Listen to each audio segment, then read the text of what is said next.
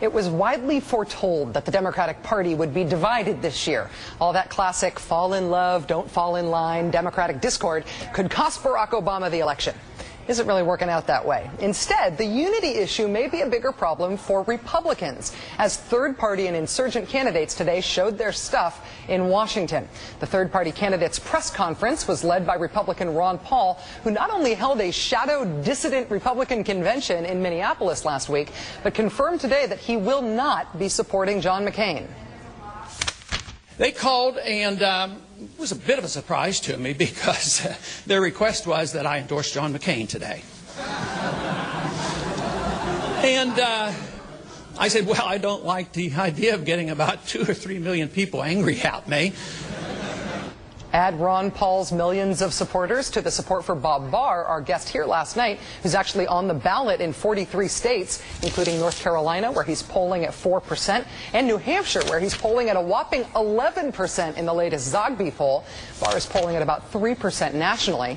With this election as close as it looks like it will be, with Hillary and Bill Clinton on board the Barack Obama train, with Bob Barr and Ron Paul making a much bigger splash on the right than Nader and McKinney are making on the left, isn't the sleeper issue here that the Republicans may have a divided party problem? Joining us now, MSNBC political analyst and former third-party presidential candidate, my friend Pat Buchanan. Hi, Pat. Nice to see you. Hi, Rachel. How you doing? Great. Pat, do you think that the Republican Party is divided? They've got a unity problem this year? Well, I think if McCain had picked Joe Lieberman for vice president, I think the convention would have split wide apart. But there's no question about it, Sara Palin has brought home tremendous numbers of disaffected conservatives, evangelicals, Catholics, and otherwise. An awful lot of my people have emailed me and said, Rachel, we're coming home. We got to come home for Sister Sara. But there's no doubt about it that Bob Barr, in particular, and Chuck Baldwin, whose Constitution Party, they could pick off hundreds of thousands, maybe 1 million votes. And in the kind of election we're in right now, that could cost John McCain. You know, in 2000, I got about just under 500,000 votes, but my votes were the margin of Bush's defeat. I think it was Minnesota, Wisconsin, New Mexico, and Oregon. Fortunately, we helped him out a little bit in Florida. I'm not sure who you mean by we there, unless you're talking about whoever designed that ballot. Me and my friends in Palm Beach County. Yeah, you know what? There are tinfoil hats that are lighting up all over the country right now because you just said that. Well, Pat, let me ask you about the Palin locking up the base issue. If Palin locked up the conservative base for McCain more than he could have done alone, couldn't the base also end up dumping her when they realized some of the fiscal stuff that's coming out in her record? She hired this Abramoff-linked lobbyist to get $27 million worth of pork for her city. The city had never had pork barrel projects before. She raised taxes as mayor. She raised taxes as governor. She's lying on this bridge to nowhere thing that she actually supported. Couldn't that support sort of soften up? I don't think so. I think these folks are wild about her. Everybody in the country, let me tell you that if, you know, the people in the country, congressional districts and senatorial candidates, they don't want John McCain in their district. They want Sara Palin. And the great battle she's in, if you will, with the liberal media, they love her even more. These things are fairly, you know, as Mayor Wasilla raising taxes, what, for a skating rink or something? That's not going to do it.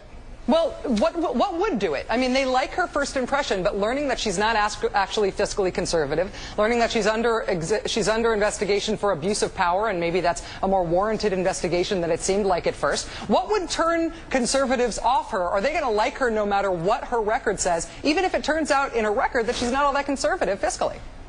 Well, I don't know. She seems pretty conservative. 80% support up there. She hammered the oil company, put taxes on them, gave $1,200 checks back to the citizens of Alaska. This involves this trooper who apparently tasered her nephew.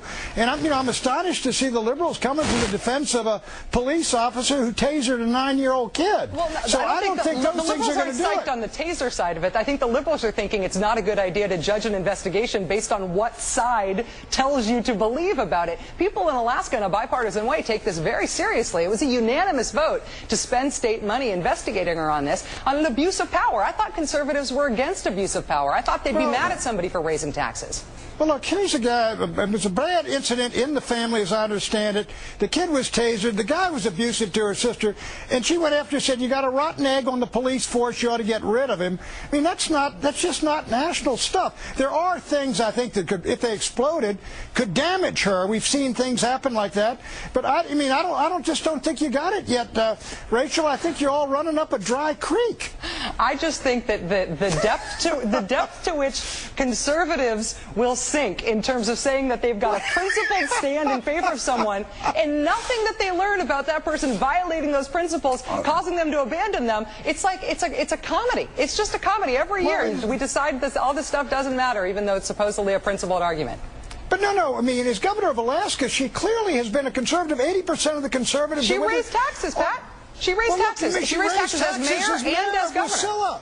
She raised taxes as mayor of Wasilla. She gave $1,200 back to every citizen of Alaska, got it from the oil companies. She did that pipeline, which is a terrific deal, $40 billion. That's big stuff. I mean, this is all Mickey Mouse you're working on. You got to get on the main, you got to do better than this, Rachel. Yeah, you know, I just feel like as soon as I see the conservative movement stand up for a windfall tax on the oil companies, because Sara Palin did it, that's when I'll believe this is a principled argument and not just a partisan one. Well, you know, listen, if she came out, let me say this, if she came out and said, I'm not for life, or something like that, or I'm for open borders, or, you know, something like that, some big issue, or I'm for NAFTA and GATT and the WTO, I'm really crazy about these, I think she would have problems then. Yeah. But you can't do it with this stuff, Rachel. You need to get out there. Get her hunting wolves from planes and stuff like that. Oh, we got her on that, too. Pat Buchanan, it is always great to see you. Thank you for joining us, Pat. Now.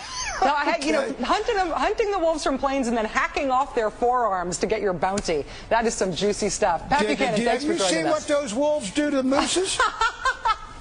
We'll demonstrate next time you're here. Okay. All right.